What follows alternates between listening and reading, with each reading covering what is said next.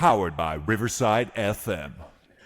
What's going on, everybody? Welcome back to Tea with Tea Talks with Mr. Amari Leach, where healing, truth, and community come together. I'm your host, Mr. Amari Leach, and today we have a very special guest joining us to help fill our cups with divine creativity.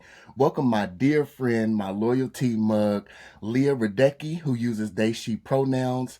Leah is a Seattle-based artist, activist, and educator who's using their creativity to uplift community, voices, and create inclusive, joyful spaces.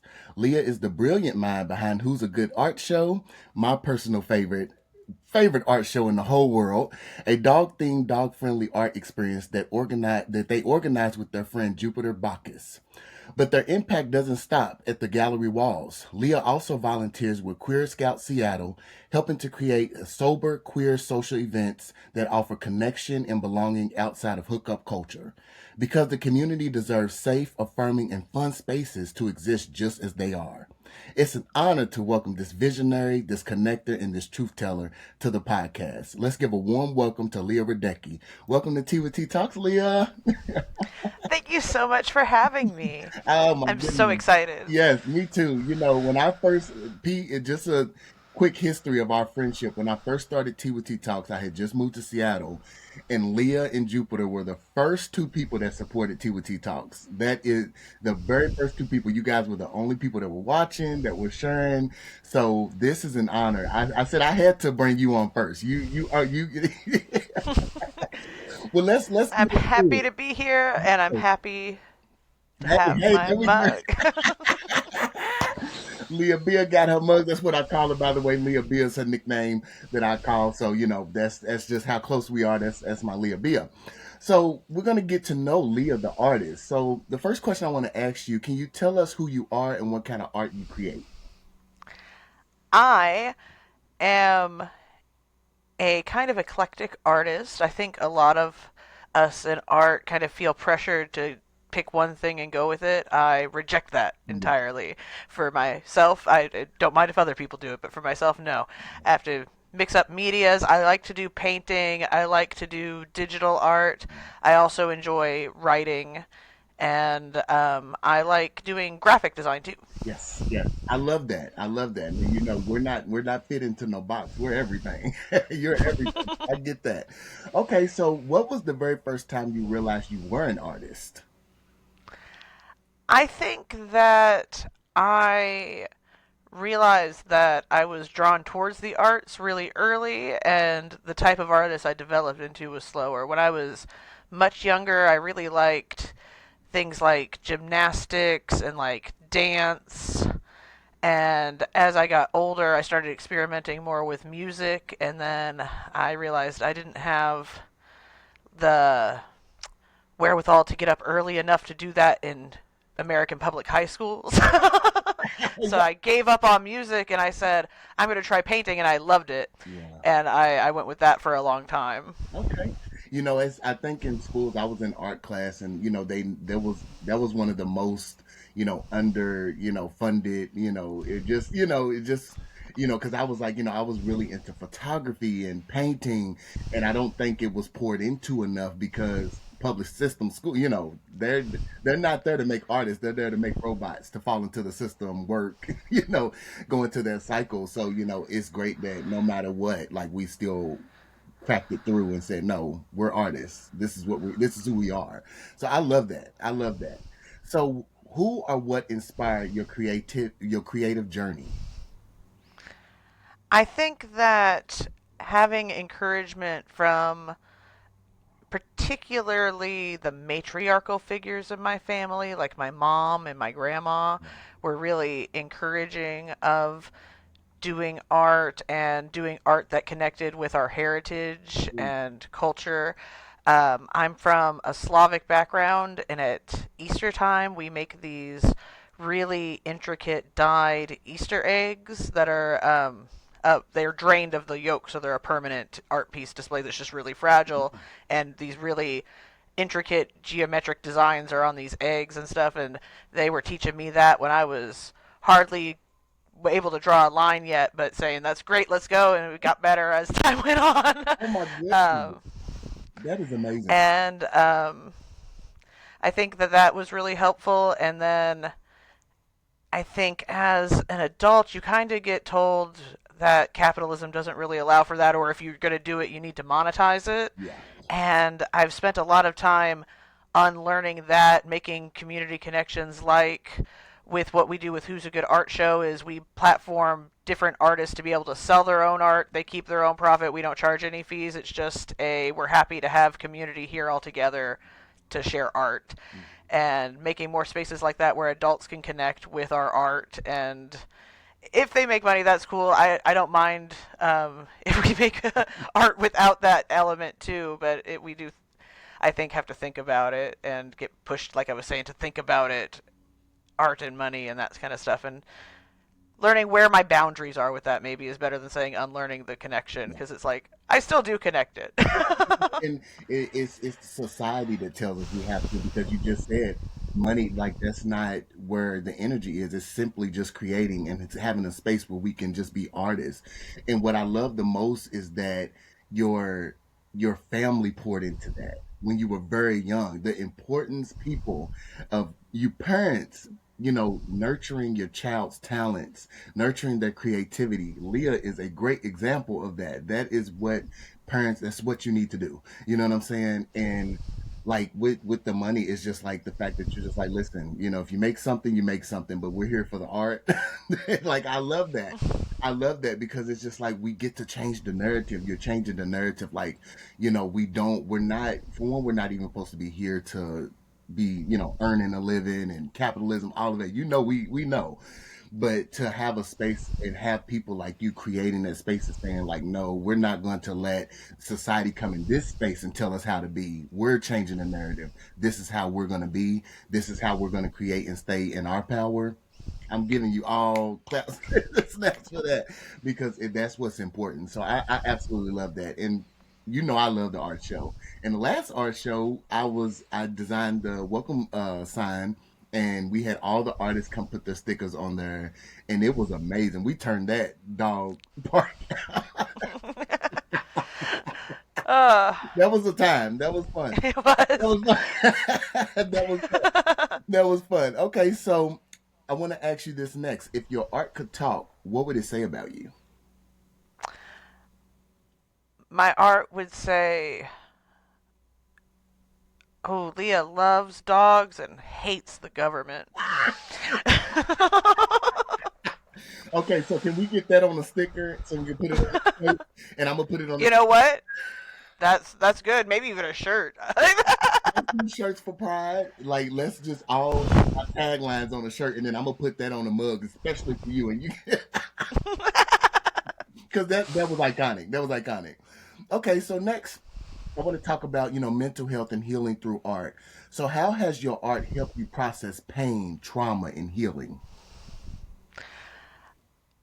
Sometimes I would say I've had art pieces that are literally actively working through trauma in the art. Like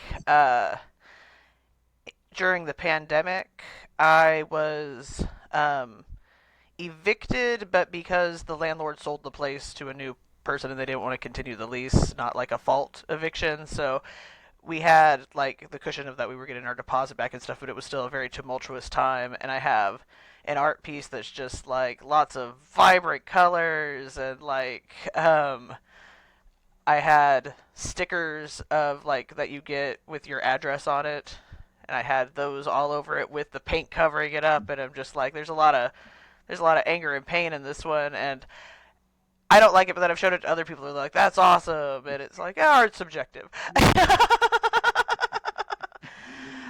So I think sometimes I can use it literally as like a tool in therapeutic practice and to help me visualize my emotions.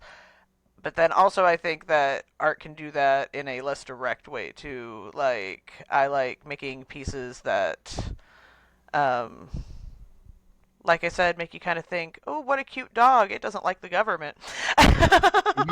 Those are my favorite. Because we're gonna let you know, no, we don't like the government. That's powerful. Because it shows like art is a release. It does help. It is therapeutic. Like sometimes slapping some paint. and just getting it out is very therapeutic and healing, because you got through that. You know what I mean? And I'm glad you did, because COVID was a tough time for it was. For everybody. Yep. Yeah, that was a tough time. So, do you feel creating art is a form of therapy for you? I think absolutely. Okay. And I think that people underestimate art as a therapy. Yeah, and I think that another thing I like about art is that it can be a community bonding type of therapy as well. Like with Queer Scout Seattle, we have a monthly meetup called Crafternoon where we just each work on our own, like bring your own project, and we sit usually at one of the many local parks Yeah. and just craft together. Like I usually will bring I like to paint in the park, but a lot of people will bring like their knitting or crochet or Ooh, cross stitch, that kind of stuff. yeah. And it's just so fun to see what other people are working on. Sometimes people will bring projects that I'm like, ooh, I don't even understand what you're doing. Please explain it to me. And they're like, I'm whittling. Oh my God. I just feel the energy from that. Like just sitting in the park, painting, crocheting. Like, oh my God, we need more of that in the world.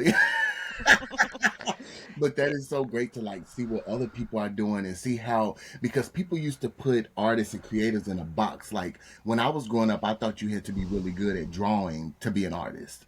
I didn't know an artist meant, painting and writing songs, because I'm like, I do all of that, writing books. And it's like any form of any tool that you use to create is therapy, and it's meant to help someone else, including yourself. So I just think that it is like, I think it should be recommended therapy for us all.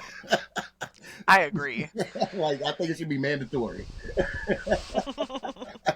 Okay, so are there parts of your inner child that show up in your work? I think most definitely. So, one thing that I like to do is I like to draw Furbies, like the toy Furbies, but particularly the one from like the era that I was a child in, which is where they have the mechanical beak, and everybody thought that they were spies. Was the rumor that Oh, they have just a rich history of scaring the crud out of kids in the middle of the night by just turning on for no oh my reason. And God. I think that's beautiful, and that they're just really funny little monsters, and I love drawing them. I've made like a Furby persona of myself. I love that series of yours. Oh my goodness. Yeah. Oh God. That is my favorite. Along with, if you guys can see Leah's pug right there, notorious pug, because I'm Big Leach, Biggie, I've always, so that is my favorite. Like when I tell you everything you create, I'm just like, yes, I think I have a favorite. Then I'm like, okay, that's my new favorite. But the first series, that is because it unlocked a childhood memory for me. I remember when those things used to come on in the middle of the night. I jumped out. Like, oh shit, what is that? So that is amazing. Taking us back to our childhood, taking us back to, hey, they coming in saying hi. It's, you just said, listen, Leah loves dogs and hates the government. So hey, it's only right that our fur babies come in and say hi. Which one is that one they just bought? That one was Ziggy. Ziggy. Ziggy Ziggy's my is favorite. a black and white corgi. Hmm. And then I have a second corgi named Gordon, and he's tan with little white socks. And Corgi runs the show. Okay, I listen. Corgi was all up and through that dog art show, running it. Okay. Yeah, at the last art show, Gordon stood at the gate and he looked at every dog that came in and Oh, said, "Hello, you I'm got a the new occupation. inspector. You We got gotta." security guard now. Okay, all right, all right, all right. Well, I'm glad that he came in and said hi. So, has there ever been a piece of art you couldn't finish because it felt too emotional? Yes, I have started like portraits of people that maybe have passed, and then working on it gets a little bit emotional. And then I've also worked on projects where, like, I had some sort of art mishap or medium fail where it's like the glue didn't work right, and then it's like I feel like this is too far gone and I'm gonna walk away from this project, Mhm. and that can be pretty emotional. Yeah. Yeah, it can, especially like if it's because of glue or because your mark. I've had plenty of canvases where my marker stopped working or my pencil broke, and I'm like, you know what? I'm just gonna leave it alone. I've also had sewing projects where I go, I overestimated my skill and I have to either scale it back or start over. Ooh, And it's like weighing those can sometimes be emotional too, depending on how many hours you put into what you have and yes. how much emotional energy. Yes, because when you're creating, it becomes a part of you. Like when I'm painting a picture, when I'm writing a story, when I'm doing T with T talks, T with T is something I created. This is my baby. So it is an emotional attachment. Like if something, with my podcast or something like this, I'm like, I feel it, and that shows us like that our art is just meaningful. It has powerful purpose, you know what I'm saying? And it has saved us in so many ways, so it's right to be emotional in a good way and in ways where we want to just throw everything and just say, you know what, I'm done with this for today. So that is very, very true. And we process it and we try again. We just keep going. That's what it's about. I love that. Thank you for sharing that. Okay, so we're going to get into growth, pressure, and purpose now. So, how do you stay true to your creative voice in a world full of comparison? I think that at some point I got better at not comparing myself to others. And the last few years, I haven't had that part of pressure come as internally. But I do have points in my life where I've really struggled with that. I think, particularly when I was in college, I think college environments just kind of breed that comparison and like that people are comparing you to others constantly, and so it makes sense that maybe that you'd start doing that to yourself. I think Yeah. being post college helped Yeah. with that.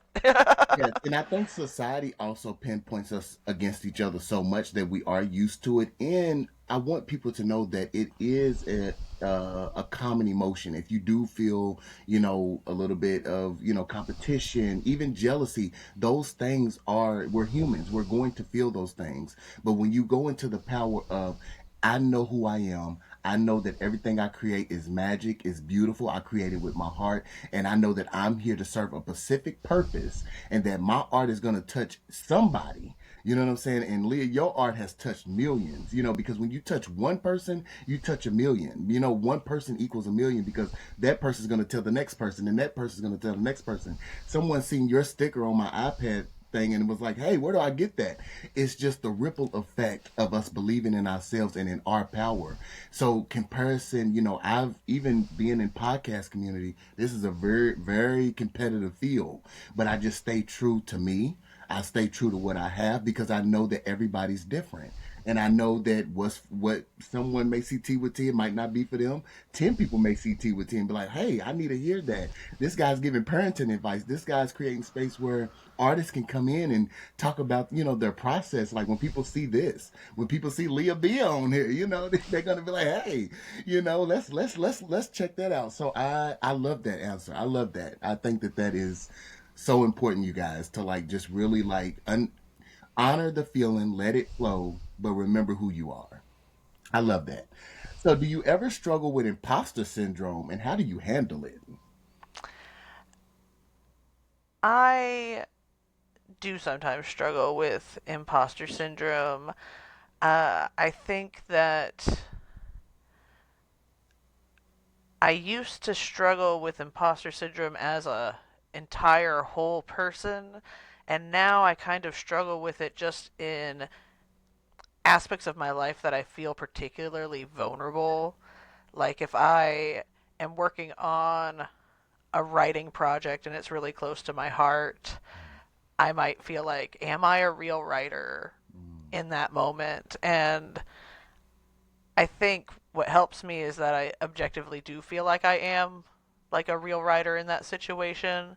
and I can kind of be kind to myself about feeling those not worthy feelings and kind of feel sad for that because it is sad to be in that place, especially with art stuff because creativity can be such a joyful place.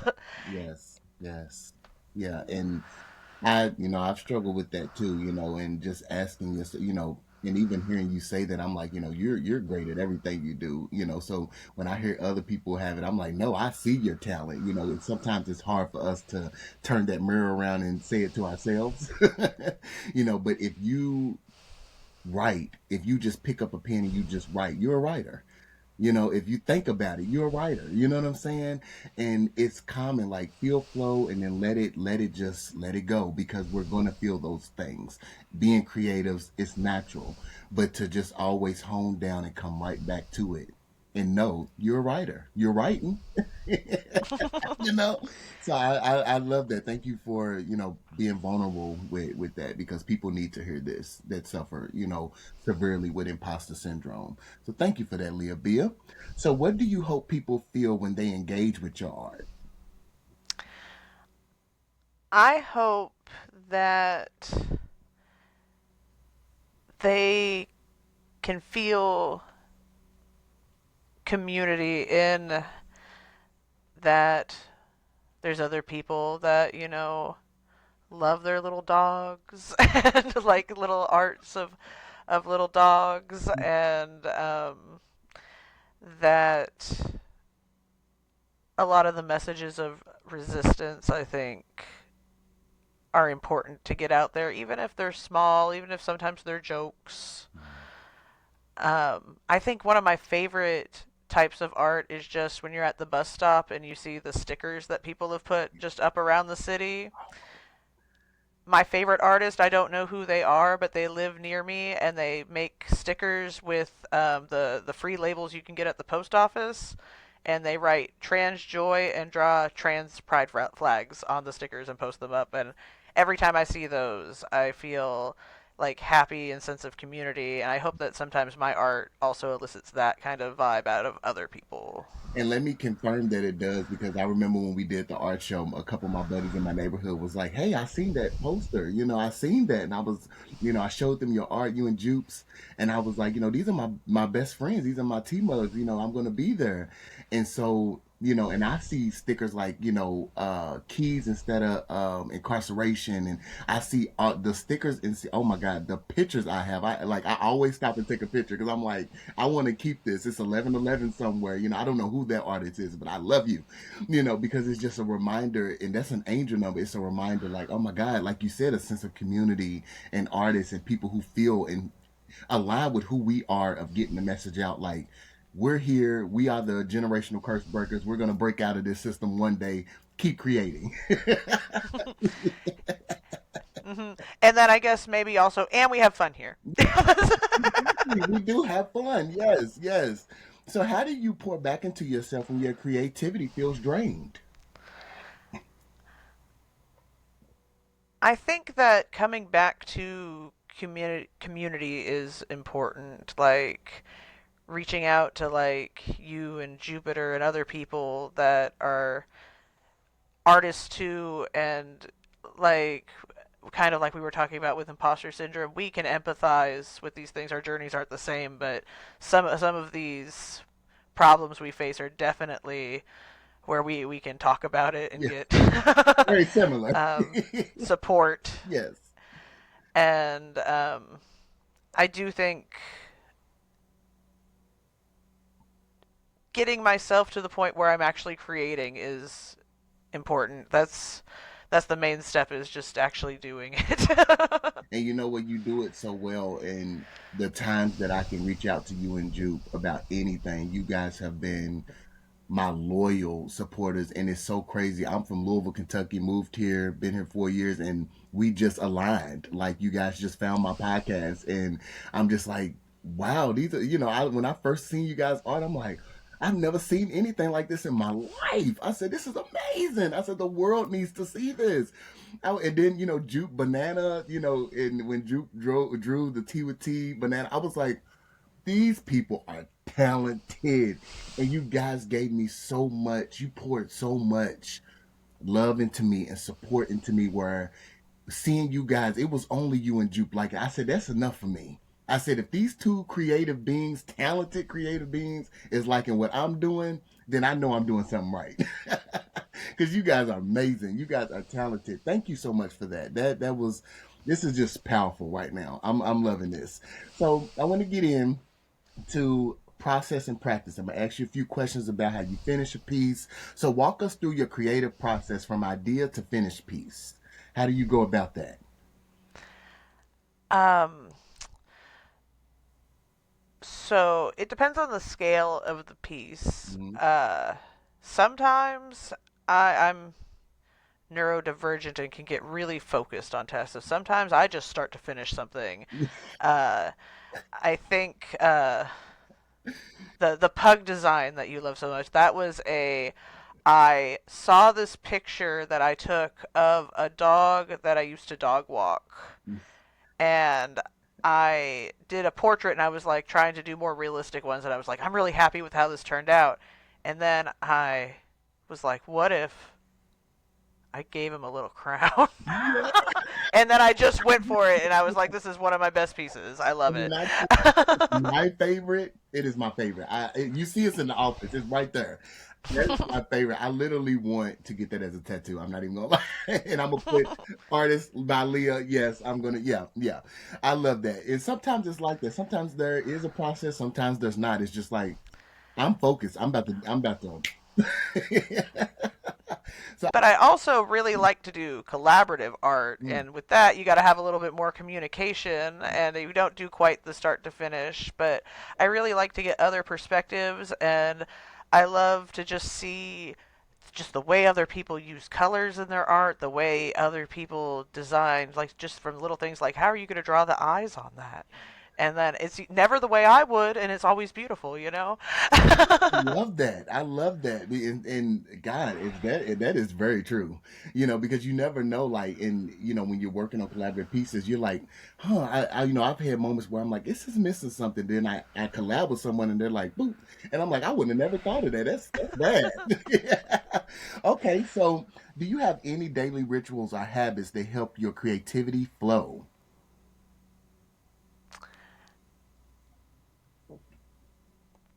I think every day that I try to take time to look at other people's art and just enjoy it, whether that's on social media or seeking it out other ways. I work in a place that has a lot of diverse public art, Mm. and just trying to appreciate and look at Mhm. things and nature, which Ooh, is artful in its own nature is beautiful. Can't contest that way. yeah. Nature is art because when I tell you I see hearts in the sky, I see just the flowers are art, like finding inspiration in nature and others. I love that. That is, yeah. that is like, that is, that is the truth. That is the truth. All right. So what's a project or piece that taught you the most about yourself? I think that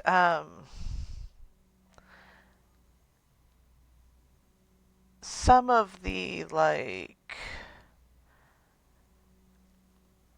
bigger picture things, like putting together mine and Jupiter's display for Who's a Good Art Show, and seeing some of those like big picture things, like last year how your welcome banner was built into kind of that too. And we had this space that like it was just for a few hours, but we made that, and there were so many artists and so many people got to appreciate it, and so many dogs got to appreciate it. Yes, them dogs was having a time. Okay, y'all, let me tell y'all, them dogs was having a time. I think that they were just like, oh my God, art, oh my God, treats, because they were just endless treats, endless running, other dogs. but it just was. It taught me like that line, like I told you growing up, thinking that you had to be a certain way to be an artist. Like, no, simply creating, I'm an artist. You guys allowing me to be a part of the art show and saying, hey, your art is beautiful. Your art is enough. Come and, you guys gave me that opportunity. I think it taught me a lot about myself and my confidence. And I was able to say, okay, Amari, you're an artist. We're going to keep doing this every time, every chance we get, we're going to create. So I love that, and thank you again for that opportunity. We had a time. Oh, it was It such a good was time. great. It was great. Okay, you guys. Well, as we wrap up this episode of TWT Talks with our guest Leah Bia, I want to know some more heartfelt things. So, if your art could hug someone, who would it hug today? I think that my art would hug probably you. We've got so much connection. I love the conversation that we've had flowing today. Just good vibes, lots of love, Oh my goodness. and I'd love that to be an artful hug as well. And it is like, you guys mean so much to me. And I said, no matter what I do, no matter where I go, I will never forget you or you. You guys are going to be a part of everything. When I'm winning awards, all of that, I want you guys there. We're going to create pieces. We're going to be millionaires. We're already millionaires in spirit and love, community, and creators. But when I tell y'all I'm going to look after y'all, y'all are mine. When I say my loyalty mugs, I never will forget that. And the way you guys pour into me is the way I hope to pour into others as much as I can, because you guys are my friends, my confidants, creative mentors. You guys have given me a confidence that I can't even explain with my art. I've been able to fall back in love with being an artist and believing that up here. So thank you. I feel that hug. I feel that hug. So I got a few more. I want to know, what would you tell your younger version of yourself, the one just starting out? What would older Leah tell baby You're gonna get out of Texas. Leah?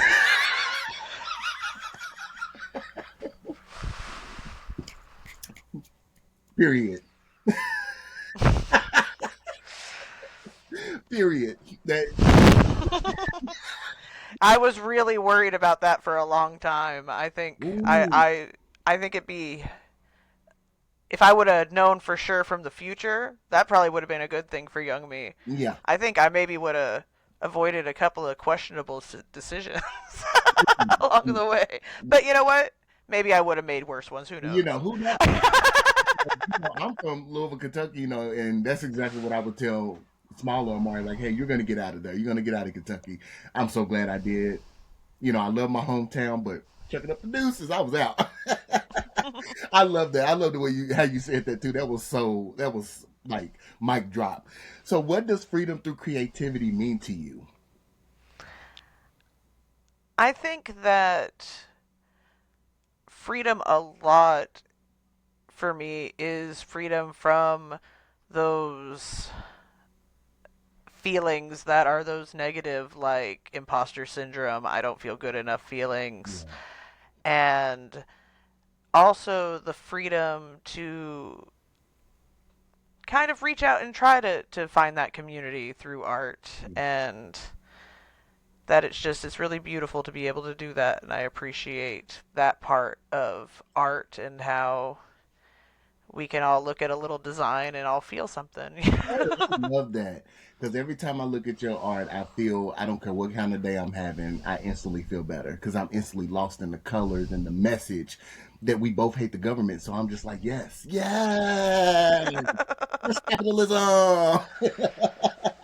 So I love that. Thank you so much, Leah Beer. So last question. What's your message to other artists who are still afraid to share their voice or their art? Well, I would say I would love to see your art, but you don't have to share it. It's okay. And I hope that you still are able to make it. That's the most important part, is being able to make that art and maybe share it with just somebody that's special. And if you don't want to share it, that is still okay. But I really just hope you're out there making art. That's what I hope for. Beautiful, beautiful, beautiful. Yes, I that was powerful, Leah. That was that was powerful. I hope everyone that hears that, I hope it goes straight to your heart and understand that no matter how you feel, no matter what you're working on, creating all of that, just be gentle with yourself and know that you have a choice. If you want to share it, if you don't, you're still a valid artist. I love that. I love that. Well, that's a wrap. Another powerful episode of Tea with Tea Talks with Mr. Amari Leach. I want to give a huge thank you to my Leah Bia. Yes, we did it. We did it. My Leah Bia. For joining us today, for pouring out their truth, and for reminding us how art, community, and connection can be a form of healing, activism, and joy, for curating inclusive spaces like Who's a Good Art Show. Clap, clap, clap. We did that. To showing up for queer community through Queer Scout Seattle. Leah is living proof that when we lead with creativity and compassion, we create a powerful change and make a better world. If today's conversation resonated with you, share it with someone who needs to hear it. Let's keep the dialogue going. Let's keep showing up and let's keep healing, filling one cup at a time. Our tea with teas, cheers. Cheers. Yes, cheers. So until next time, you guys, I'm Mr. Amari Leach, and this has been Tea with Tea Talks, where every voice has value and every story matters. Please stay safe, stay seen, and remember your light, your art, and your story, it matters. Keep pouring it out into the world. Someone out there is waiting to feel seen because of you. Thanks for listening. Leah, thank you so much for joining Tea with Tea Talks. Thank you so much, my Leah Bia.